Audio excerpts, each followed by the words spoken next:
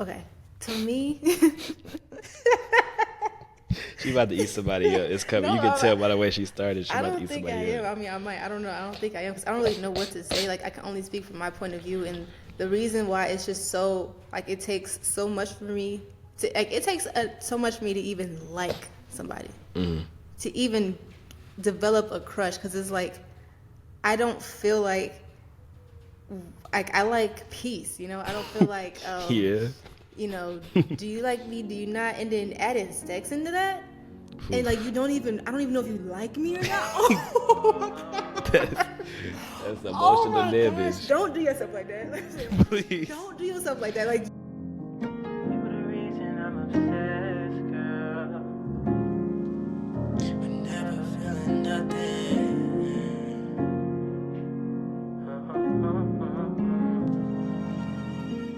You the reason I'm obsessed with Hello, never hello, feeling everyone. Welcome back to another episode of Surviving No Contact. And we're back with Brielle, Mrs. Stranger. She's been MIA for a while, working and, being an adult and things of that nature. But today we have a serious topic.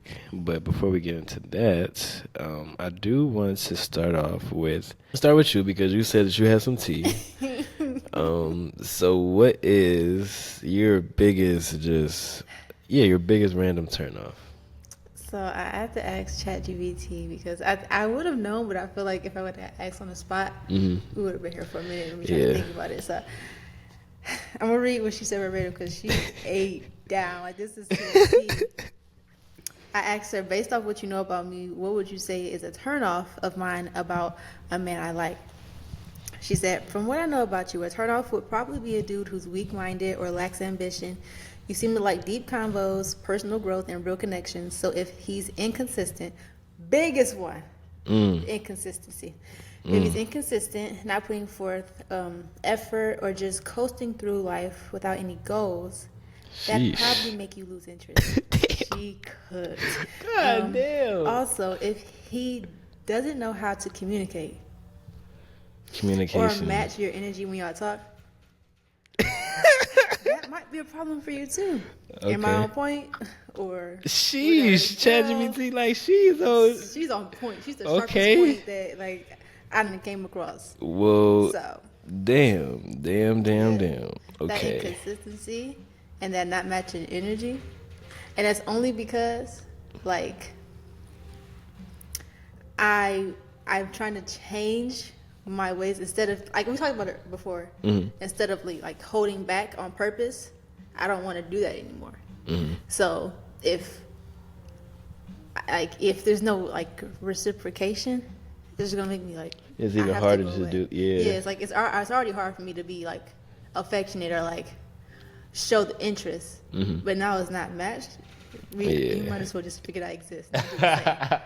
I feel that. I feel that vulnerability is definitely a hard thing to do. So it's easier, I think, yeah, when someone's consistent. But I'm gonna see if ChatGPT can cook for me too. So, okay, based on what you know about me and my temperament and the things that make me me, what would be some of my biggest turnoffs that would just, if I see them, they just completely take me out the game. I don't want to deal with that person.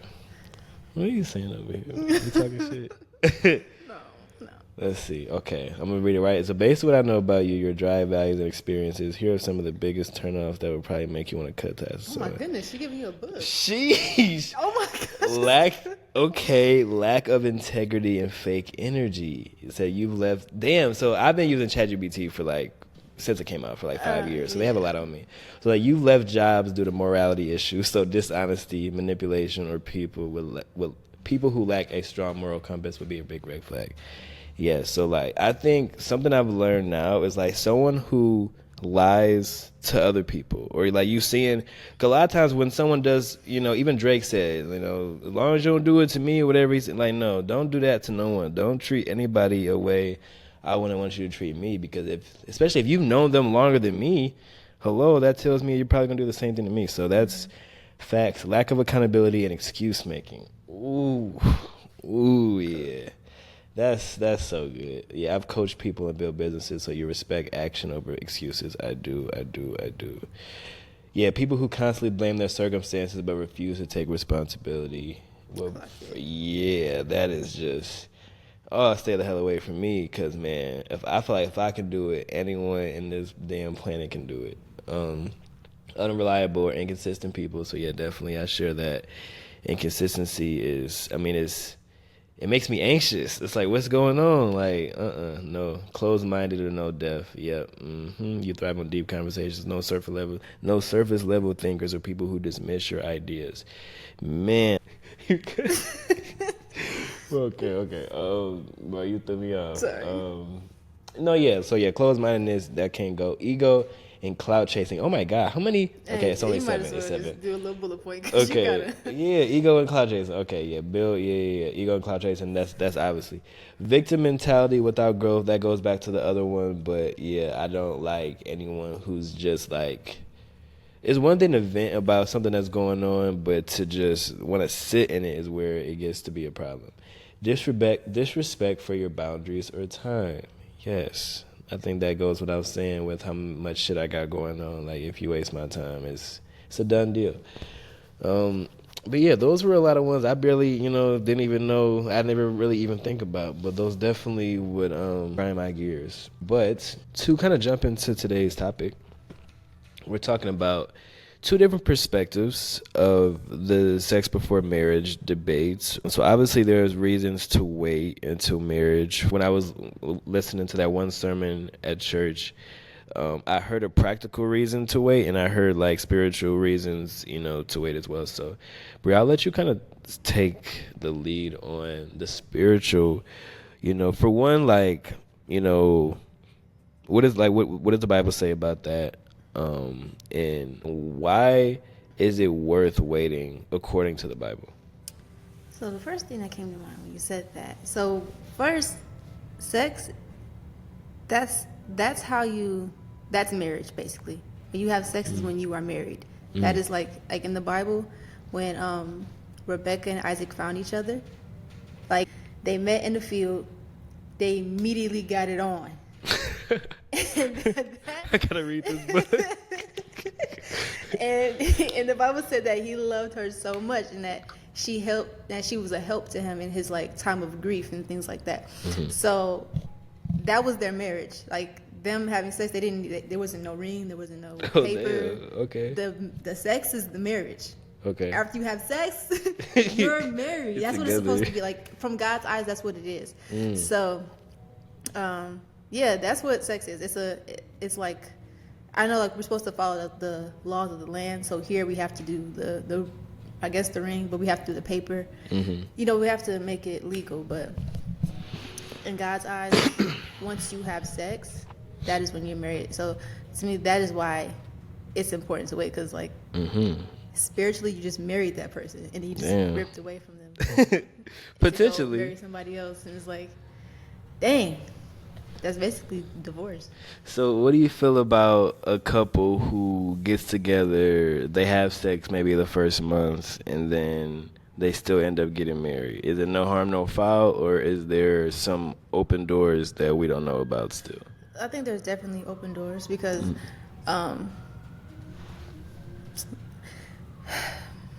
basically like lust is lust. So if y'all have sex, even if you guys end up getting married, he said to wait for a reason.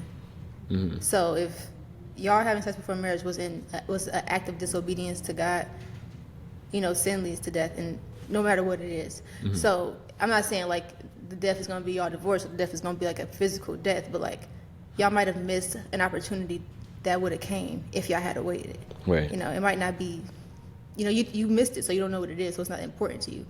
But I say, yeah, it is like if y'all have sex before marriage, even if y'all end up getting married, you don't know, like maybe lust creeped in, and in the future there could be opportunity for the man to cheat or the woman to cheat, and because lust was like allowed into your relationship because y'all didn't wait, you might fall for that. Right. I don't know. You never know how to like. It's a prophetess Tiffany Montgomery would be like, sin. There's different doors. Like if you open a door to sin, something different might come come in for you depending on your bloodline, what you have, like your sin, your generational sin. Something different might come in for you.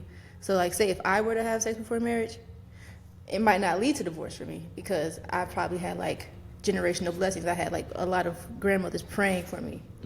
But if somebody else would have sex before marriage and they have a whole lot of, like, say they have a bloodline of people who do witchcraft or people who, you know, do palmistry or stuff like that, then it could be a lot worse for y'all. It could be a lot worse. You don't know, you know?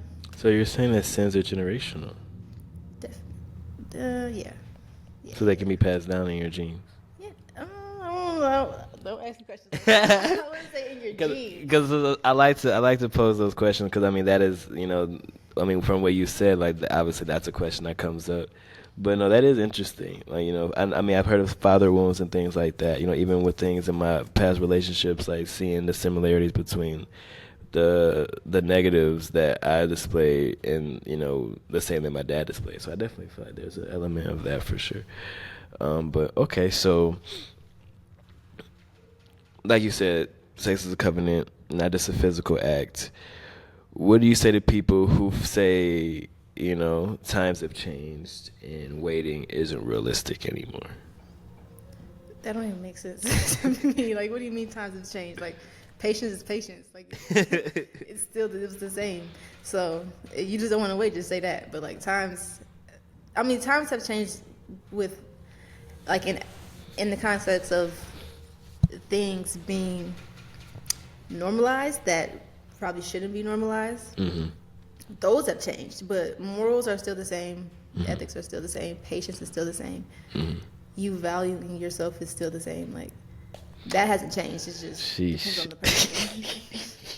She eating somebody up right now. I don't know who it is, but she eating you up, bro. I really hope you pray up and you lock in, cause God dang. Before we even get to the practical side, I do want to really cause like Brielle's so cutthroat. Like, she be in and out, be like, boom, that's the way it is. I mean, that's it. So it's like I want to for my people who do struggle with it. Like the pastor, he broke it down so well. Cause like no, for real. Cause Brielle, like, let's get to something else. Cause y'all bullshitting with this. Like, y'all really acting like this is hard, nigga. This is not. But no, like, this is something that some of these people out here, like, they need like 15, 20 minutes on this one part. Cause I'm not saying it's easy. You know, it's definitely it's not easy. Well, I mean, depending on who you are, it's easy, it's hard. I mean, I say it's easy. Let's say it's easy once you get in your word, I feel like. Because I will say the more, I mean, like, it's things I thought I couldn't do. I won't get specific, but things I thought I wouldn't do. Times going without certain things that I thought I couldn't go without. That it's just, I'm able to do it because the more you surround yourself with like-minded people on the same faith, you know, better, different music, you know, going to church, putting yourself in the word, you stop having so many cravings. Like, if you're logging in, if you are on Twitter at all, like, even if you just log into Twitter, you're gonna end up not doing the best things. Like, Twitter is always even sometimes Instagram, you can log in, it just asks for like 12 scrolls, and it's like, you might think, oh, you know, but now you might end up like doing something later you're not supposed to be doing because of what you're seeing, what you feed in your soul. So I say that a lot of people don't believe in that, but the music you listen to, the things you watch, like, some things we watch put us in the mood, things we listen to put us in the mood to do things that we shouldn't be doing. So definitely something to keep in mind. But the pastor broke this down perfect when he said, like, a big reason why. So for men, I'm not sure. I feel like for women, the culture is, to not have that many partners, but the culture is also treat yourself, do what makes you happy, you know, all that. So I feel like it's easy for you guys to get caught up. But for guys, a big thing was always, one thing I was always even told, even by an ex of mine, I was asking her brother for his blessing, and he was saying, you know, you're young, you should get out there more and things like that. And I'm like, I'm trying to marry your sister. Wow. But this is something to be said about in the men community, that it's like the pastor said, you need to practice lust so that when you're married, you won't be lustful anymore. So practice lust up until you get married, up until your whole life. Just sleep around because we need to get out of our system. Getting so it's crazy, and that's why after that day, I'm like, I'm so committed to celibacy because it's easy now because you're making it like I'm a logical person. So when you break it down and you make it logical, it's like, all right, I can't find no holes in the argument. But no, it's like, how are you when you're I mean, for a guy, it's less letting someone in, but it's still trading energy with someone, calling that getting it out of your system. Like, not only are you not getting out of your system, like, you're putting different people in your system, like, constantly. So, you're not getting anything out of your system by being lustful until the day you get married. You're just making sure that when you get married, you will be a lustful person filled with lust and a bunch of spirits who some healed. So it's just not that's not the way you want to be. So he broke that down perfect. So I just say, I always say, if you're going to sin, if you're going to know you're sinning, at least be intentional with that. Like, if you're going to commit a sin, even if you're breaking the law, if you are breaking the law and you know it, know what you're doing. Like, know the consequences, know, like, the ins and outs, know what are the worst case, the best case. Because if you are deciding to have sex before marriage, what I can say on the practical side of things is first step and first thing is, we all know, we've heard dickmatized, we've heard, oh, it's not that good, pussy whipped, all these things. Well, if you have sex the first time you meet someone, or the first night, whenever, or you have sex with someone before you even see them get angry ever, like, you're going to be tricked into thinking you like this person. Like, that is the number one reason, I think, even if you're an atheist, that you should wait, because it blurs the lines. It makes things different, especially if they're way better at that than they are at holding a conversation. Again, it clouds judgment. So, that's a good one. It can make toxic relationships feel better than they are. So one thing I always said in a past relationship was, a lot of times I could be upset, super upset about something, almost ready to leave, and then boom, you get one in, and it's like, damn, I forgot what I was mad about. And it's like, that is not the way you want to go about conflict. Because I feel like a lot of people use sex as a band-aid for conflict. I feel like a lot of women use sex as a band-aid for conflict because, and I don't even want to just say it's a woman thing, but I mean, I've only dated women, so I can only speak about that experience. It prevents, so if you wait, again, so I was reading it wrong. If you wait till marriage for sex, it does prevent relationship dependency. So I think by that, what ChatGPT meant was, like I said, there were some people I dated or talked to that if we weren't having sex, I was bored. And if the relationship really wasn't fun, I didn't really, there weren't anything we were doing that stimulated my mind, that met my love languages. That was the only thing that, again, the relationships will become dependent on that thing.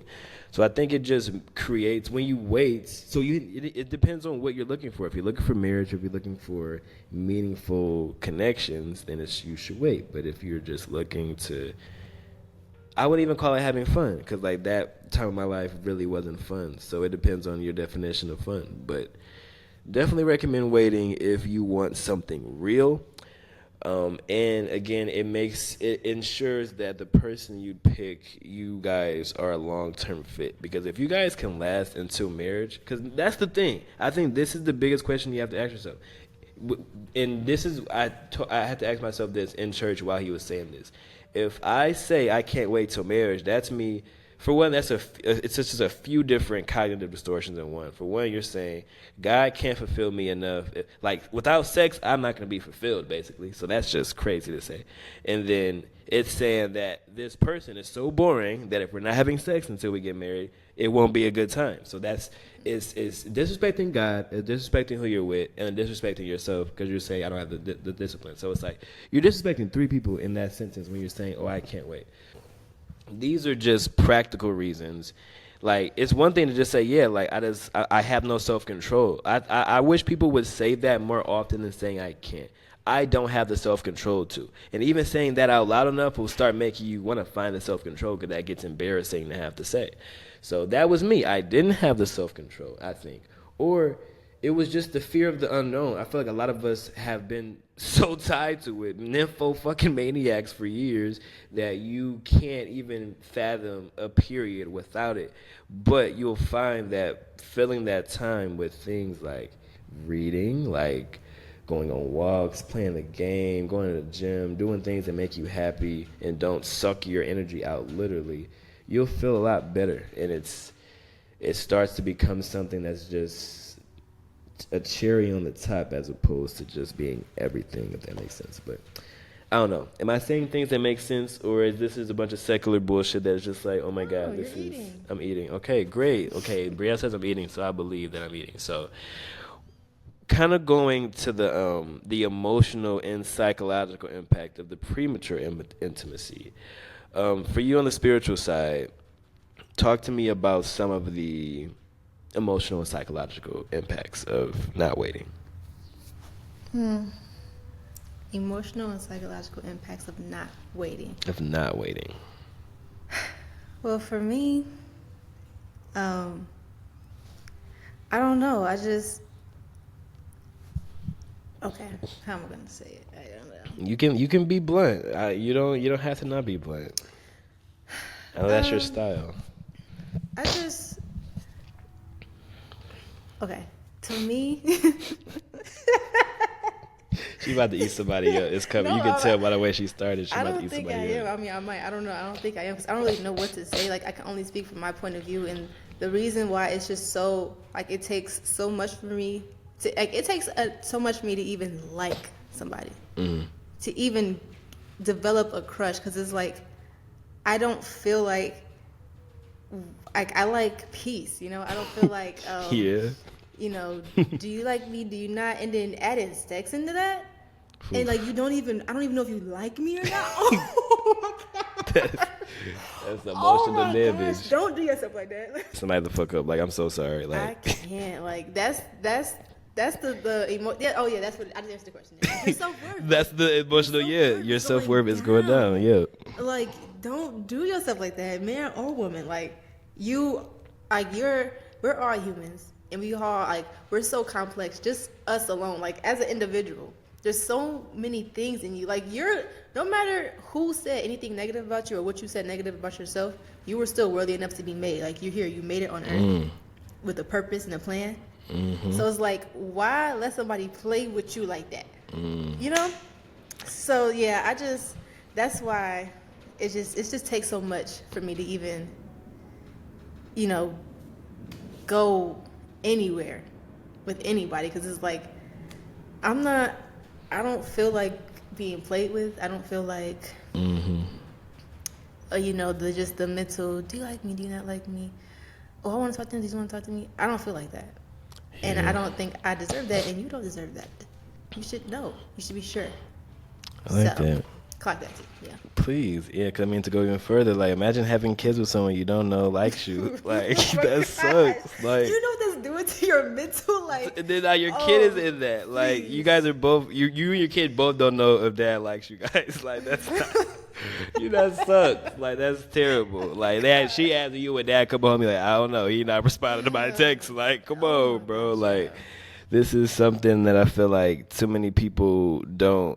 It's like, I feel like so many people, we find ourselves in a situation doing something we probably shouldn't do, and it's like, oh, well, you only live once. And it's like, or do you want it to just be a terrible life that you only live once? Because that's the thing. You do only live once. You get one shot. So how about, I mean, on this realm, so like, how about actually, like, treat it like it's only one time instead of just treating it like, oh, it's the one time, so I can just do whatever. Like, no, you only live once, so don't go to his house because what time So is it? don't go to his It's house, 11. 'cause It's 11:47. He hit you up. What are you doing? Come on, bro. Nothing. What time is it? Nothing. Yo, what If he time not is hitting you up before the street lights on, bro, then it's no go, man. It's no go. So that's just, please. I think she put that very well. But I think another impact of not waiting. I think kind of like what I said earlier, but just you're having this false security. Because if you're someone, no, okay. So for guys, I think we all know that once sex comes into play, it's just a I don't want to call it control, but for lack of a better term, there's just a level of control that woman has over you. If it was good, if not, it's like. if it went well, you guys both enjoyed yourself. There's a level of control this woman now has over you, and there's just a level like the things change, and now there's a level of there's a now you kind of want her location, like you want to know what's going on. Now you kind of want her location. Like things are things like it starts. You guys know the guys don't. You know what I'm talking about. Where it's like after this happens, it's like what is she doing right now? Like, it's like things it changes things in a way that it's hard to have peace. Like doing that with someone who isn't yours, like I don't want to say mine, but for lack of because doing. Listen, I'm sorry, it's a verse that says like once you get married, your body belongs to you guys' body belongs to each other. You are not each other's. So it's like. I mean, because everyone hates when I say that. Everyone's hate when I say that. But like I feel like because it's not like I'm saying you're mine. I'm not. No, I'm yours. You're mine. That's how it should be. But having sex with someone who isn't yours is the most stressful thing in the whole planet. Because it's like, what's going on? Especially like you have their location and they turn it off. Like, what are you doing? Oh, hi. I was just. Oh, I don't know. Ha. No, like, come on, bro.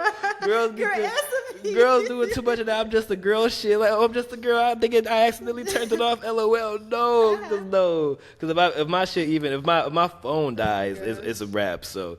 I just think there's a level of peace that is hard to have and maintain when you're having sex with someone that you're not cuffed to. If you're someone like me, I mean, but honestly, I've gotten to an age where I feel like I don't think there's a such thing as a guy who isn't like me. And when I say like me, a guy who loves women. Like, I feel like I always thought, okay, there's some guys who just hate women. But I feel like behind all those guys who act like they hate women is a guy who really loved a woman one day and got their heart broken and just went too far to the other side. So I feel like all guys, I feel like at the core, like we want to be loved, especially us who had like moms who were very cold like me and who wanted some nurturing out of someone. Like we want to be loved, we want to be nurtured, we want to be babied, like behind closed doors. It's hard to really put this in a way that makes someone actually want to do it. Because I'm like, that's what I want to do. Because the pastor, he put it in a way that made me want to do it. That made me want to follow what the hell he was saying. Something that makes so much sense. But I think at just the base, it's don't be easy. Whether you're a man or a woman, don't be easy. And don't let how good someone is at extracurriculars fuck up and make you stick with a curriculum that doesn't fit where you're trying to go. That's where I'm gonna lead at. But next, so the challenges of waiting and how to wait.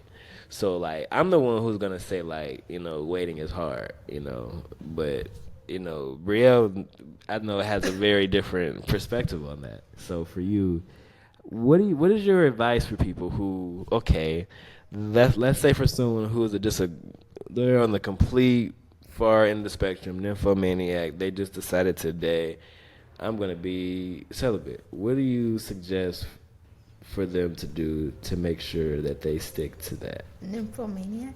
Yeah. Can you give me a definition of that? Ask ChatGPT. I actually was gonna do that. I don't want to be the one. I don't want to be the one who says it out loud. I'd rather them say that. What is a nymphomaniac? Hey, what's up? What's a nymphomaniac? I'm here to help with any questions Chad. or topics you. She like, I don't want to talk about that. Can you please tell me what a nymphomaniac is? Sure. A nymphomaniac is a term that's been used to describe someone with an excessive or uncontrollable desire for sexual activity.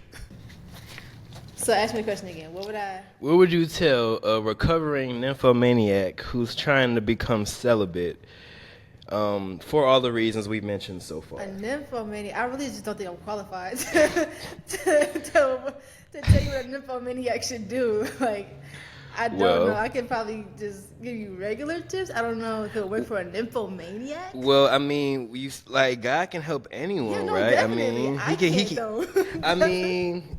I mean, it'll be God working through you, I guess. But what I'd say, I'll just do the basics. Like, just the basics, because I don't know. Like, maybe, because there's some people, like, I'll give an example.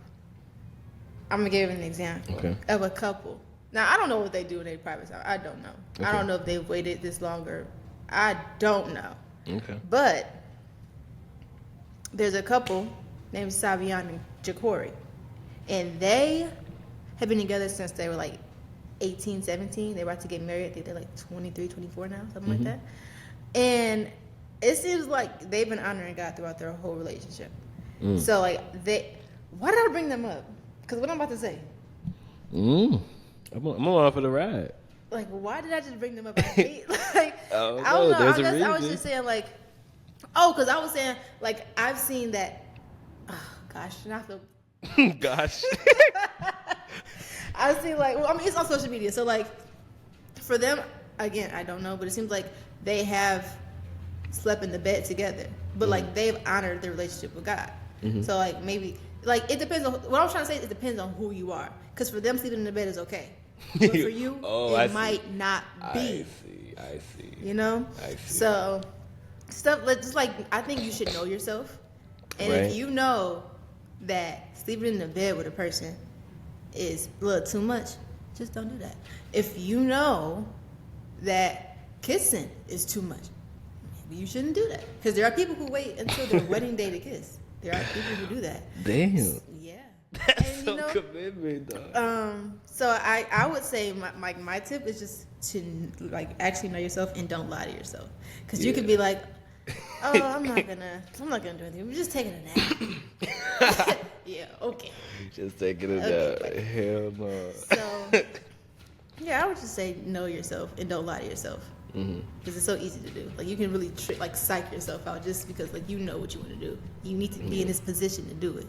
Yeah. So it's like, I'm not gonna do anything. Yeah. Oh Yes, wait. you Oh, are. oops. Oopsies. Oops. I fell into like what? Oops. Yeah. Stop. So I say that. Rewrite the question one more time. Like tips for an info. Yeah. Tip for someone who, let's just say, who loves sex, to wait and not do it.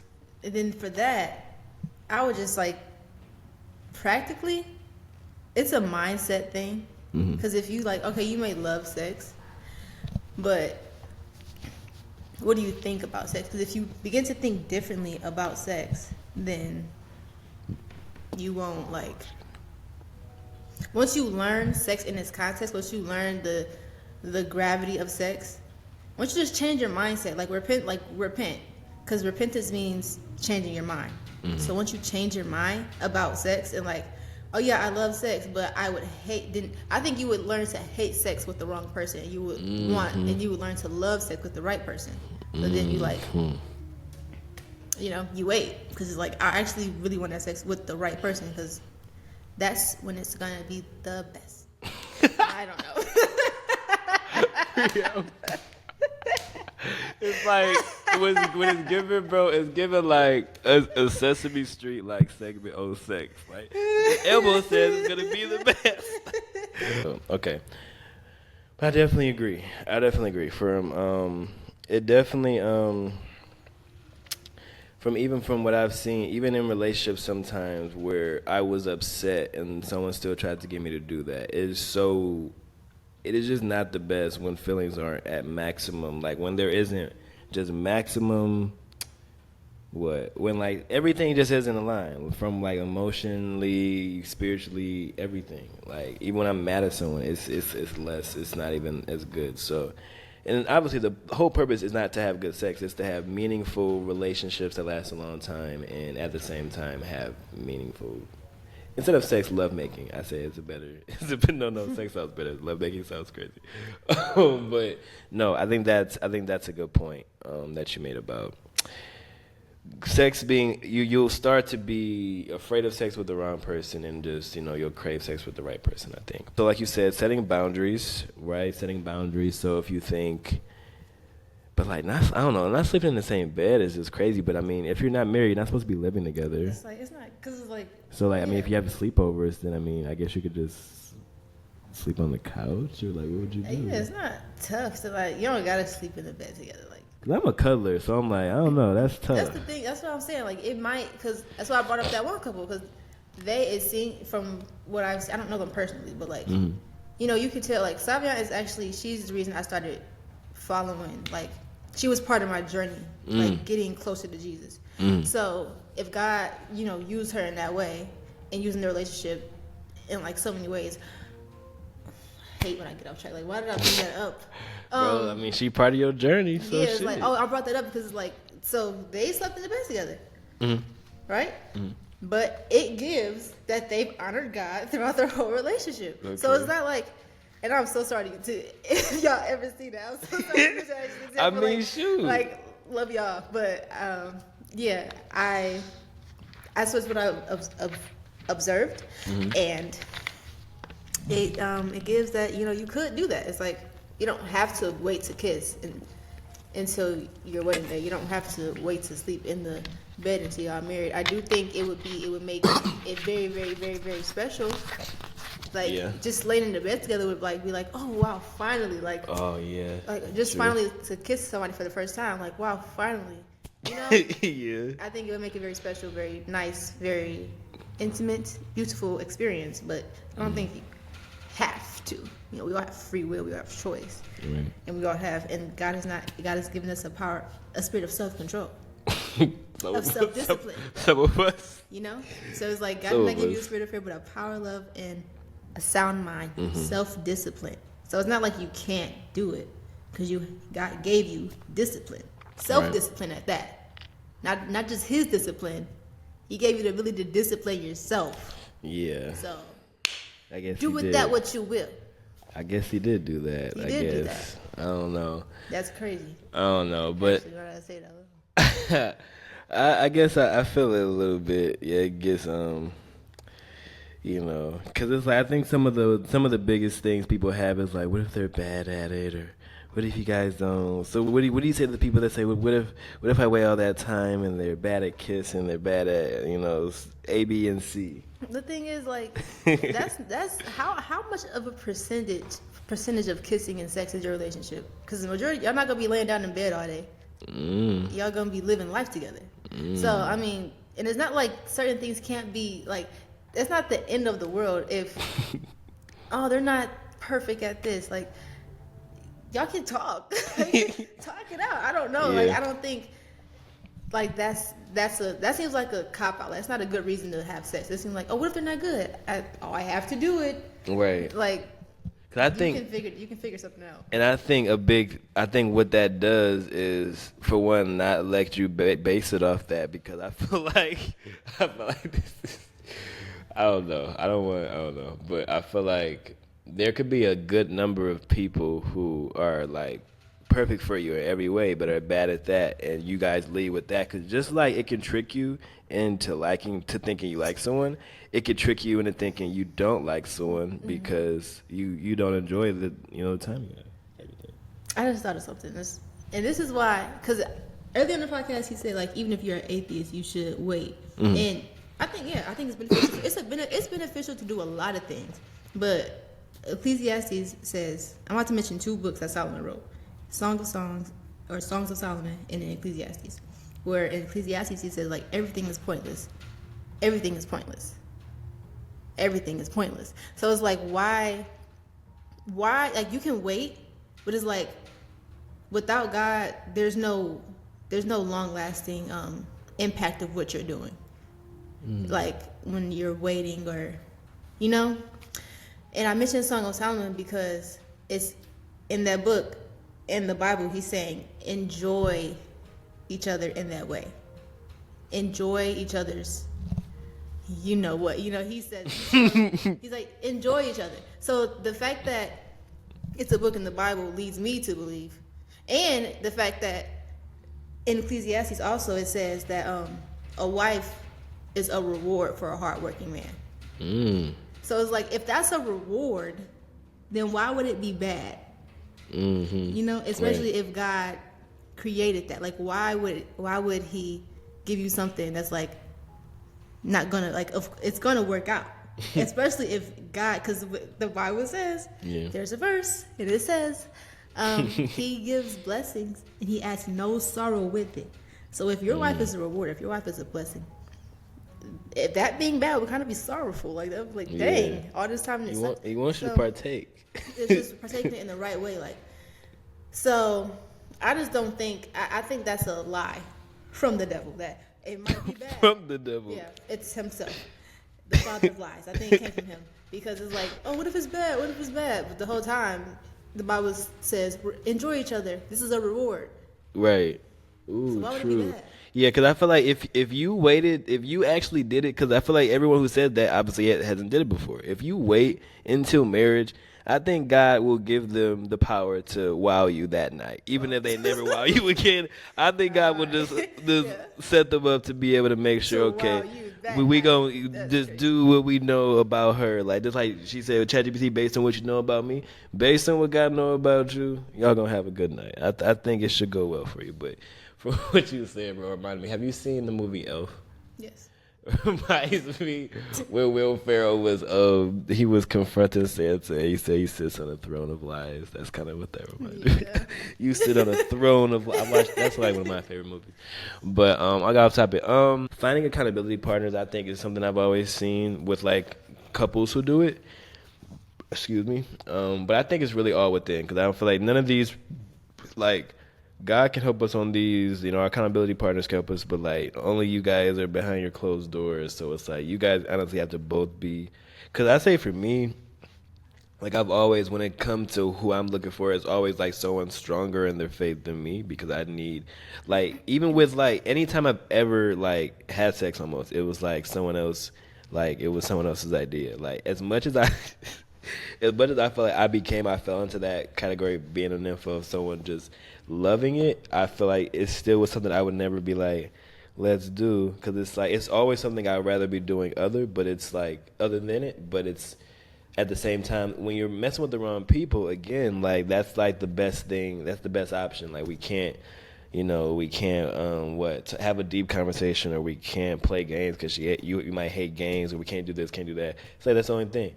But it's like being able to have other things. I forgot why. See, I did the same thing. I forgot why I brought this up, but I know I was talking about accountability partners, and somehow. Oh yeah, like I was saying, it has to start with you. It can't be. Because at the end of the day, you have to want to really wait. Like, and again, like you said, once you start waiting, the way you look at sex changes as just this thing to do whenever you're bored or whenever you feel the urge or whatever. It's like actually, it's like it's a deep thing. It's something that means a lot. So it, like you said, it's gonna take a mindset shift. It's gonna take so much, but. Yeah, accountability partners can help avoid, like Brielle said, avoid compromising situations. ChatGPT says that late nights alone, certain conversations. Yeah, I don't know. I mean, I don't know. I'm different from guys, so I feel like there's different. Like I said, I'm different from guys, but I'm different from.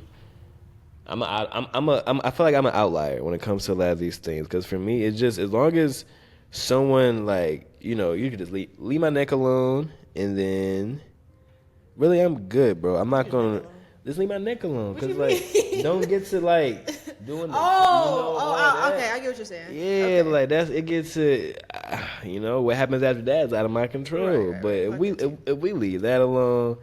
And like that's really it. Like as long as she'll take it, because the times I got into shit with shit, like it's been people that's just like, because my disposition of like not wanting to like, and I feel like other guys can attest. If you're a guy who isn't easy, it will drive the wrong women crazy. It will make them. But are you gay? And then now it's like, oh, I gotta prove myself because I don't want to be gay. They'll be like, oh, do you even like me? Like whole I'm like, time, damn. This should prove they like this you even this more. is show. I thought this, but okay, I guess okay. But it's like no, now just like if you're with someone, if anyone that you're with pressures you even a little bit for that, it's just like, They don't want you for real. they don't want you. don't Like want you. if they can't, because it's like think about it. Like if someone asks you to do that, they must not like what's going on currently. Like, oh, this isn't enough? Because it's like that is something that's like when it happens, it happens. If it's before marriage, we shouldn't be talking about it. If it's after marriage, I feel like it's the only time. If y'all haven't done it, it's been like a year. It's like, hey, what's the deal? Like, you let me, like, I feel like that's the only time when we need to be bringing that up. But if it's before marriage, it shouldn't even be bringing it up unless we're talking about, hey, how do you feel, about that? And then that's it. But yeah, just don't play yourself. I think the with all three podcasts, the answer for music, for sports, for neurodivergence, for your faith, for heartbreak, for grief, intentionality is the biggest thing, because I feel like 90% of us know the answers to half of the questions we have. It's just a matter of execution and doing what we know we're supposed to do, like not going over bro house, like not drinking before you go over whoever's house, like not giving old boy your number because you see that he's been asking everybody for numbers and buying people drinks, and you see what type of, like, it's easy to know what to do, but doing it is another thing. But okay, any fun, I think this was like a really, I mean, because you were so cutthroat to the point. I mean, it made it nice and simple. Let me make sure the camera isn't wilding out. Okay, because I hadn't checked in a while. Any last thoughts, Brio, for our audience who want to go from, who hopefully after hearing us today would like to go from having sex whenever they want to saving it for that person, or if you're currently in a relationship and you guys have been having sex and you guys plan to get married, waiting until you get married. What are your last thoughts for the people who are who are thinking about making this shift from nymphomaniac to celibate? Only thing I want to say is that, marriage is supposed to be a picture of the gospel or of Christ in the church. So I would say that the most important thing, is a verse in the Bible that says, it was Mary and her sister, Mary and Martha, and Mary basically, she found out the most important thing was a relationship with Jesus, and like just sitting at his feet and learning him and knowing him.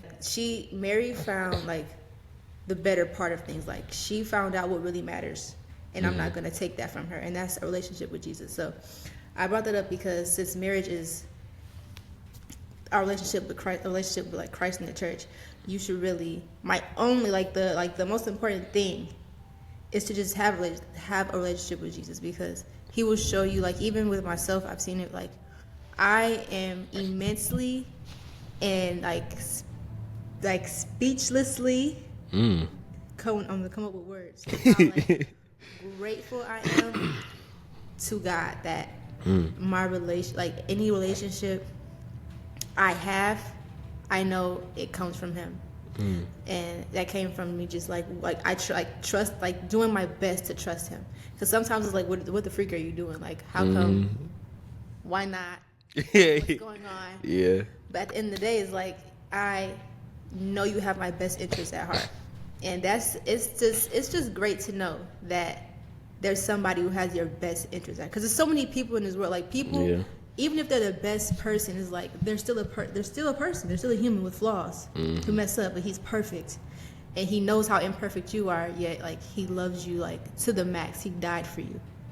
So it's like, I will leave off on just like know Jesus, have a relationship with him, because he will lead you to the best relationship to be in, and that person will love you how he'll make sure like. He's not going to put your heart in the hands of somebody who's going to crush it. He's not going to give you a heart. And he knows that you're going to crush it. Like he looks out for both parties. So it's just wonderful. So I would say just get to know him. Because on my journey, I trust him. So like when he say no, I'd be like, bet. Let me just figure out how to get out of it, Bet. Because I trust you, and if it's not going to work out, if you say it's not going to work out, that means in the future, like, even if it looks good now, to me, if he says this is not going to work out, I'm going to think about future Brio and say, okay, we're going to get out of this, because God just told me it's not going to work out. He's just awesome. So I would say just get a relationship with Jesus, know him. That's the whole matter right there. And I feel like when she says to trust Jesus, that means to trust him by, I feel like, following and doing what he says, getting in your word, because trusting him means waiting until marriage. And I feel like if you wait until marriage, your reality that happens to, like, for us people who like watch Marvel and things like that, with the different realities, different realms and stuff like that, like, there's certain decisions you make that cause a different rift of things that happen after. And like you having sex with this guy after 3 weeks, could change your whole life that happens after, type of thing. It will. So I feel like, when she says to trust God, that doesn't just, say sit in your room and wait to hear, something and not ever act. But your actions should be the actions of someone who trusts God. The actions of someone who is in their word, who trusts the things that he says, the things that, because I feel like a lot of people look at love as different things. For me, I think love is, if I had to say love in one word, I would call it sacrifice, because I feel like that's the easiest thing when I'm trying to figure out if someone likes me or not.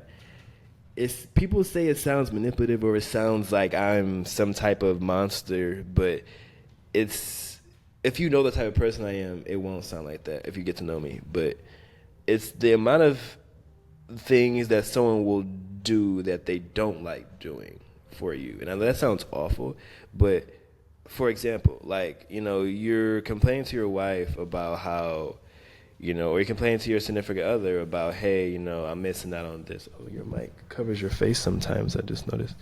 Hope it wasn't covering your face too much, but I know you moved around a lot. But let's say you're talking to your significant other about, hey, I haven't been getting this, A, B, and C, and they start talking about how they've been having sex with you recently. Like, that is something that is mutually beneficial, usually. So it's like, obviously you're going to have sex with me. That's not you doing something that you don't like doing. But, someone coming to, like, your wife coming to the studio with you, to listen to music when she's not a big studio person. Or,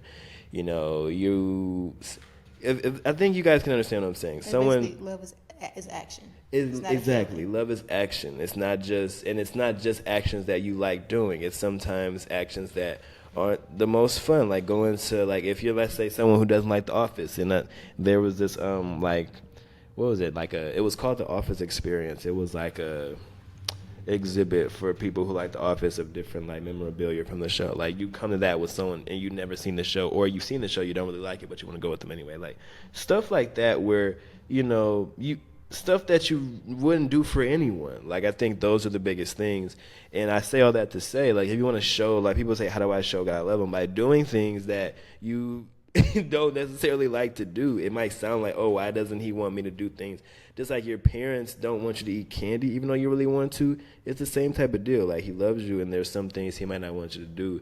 And the easiest way to glorify him and I think show him your love is to go ahead and not do those things, because it's like, he knows you, and he knows how much that means. Like, trust me, like, those things that are really hard to do, they have the biggest reward. And last thing I'll say, because this is a recent revelation I had, that so many people hate being on the strongest soldier list. And I know this is almost, it's unrelated to this episode, but on theme with the show, like Surviving No Contact. A lot of us feel like we are on God's strongest soldier list when we're going through no contact, whether it's grief, heartbreak, whatever it is. It's always the most intense emotion.